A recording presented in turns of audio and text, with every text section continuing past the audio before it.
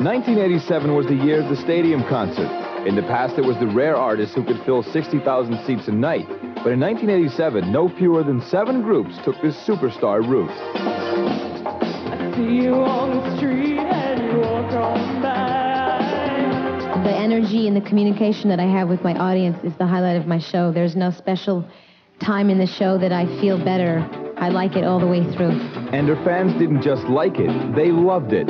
From wannabes in Japan, to admirers in the U.S., to hundreds of thousands in Europe, Madonna thrilled and delighted and held court in stadiums everywhere. In her first trip outside the U.S., Madonna played in 8 countries before more than 2 million people. Not bad for only her second tour ever.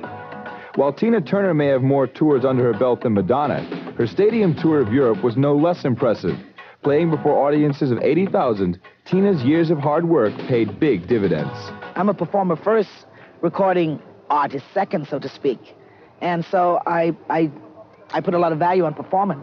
So I think it gets the audience involved. I wanted to keep it rock and roll, but I wanted to stretch it a bit more than what I've seen in stadiums.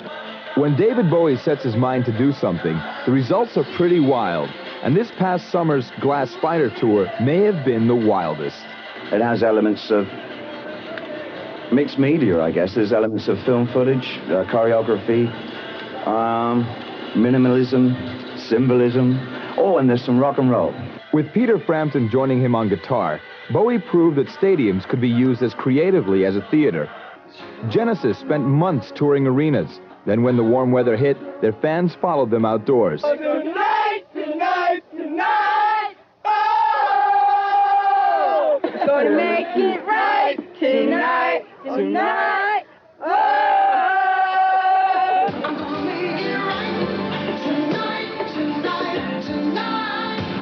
They came by the thousands to fill the biggest stadiums in the U.S. and Europe, where the band played a combination of past material and their current top 10 hits. These hit singles have meant that younger kids come and see us, and so there are kids that out there tonight that weren't even born when we started, you know, which is a strange thing to think about, really.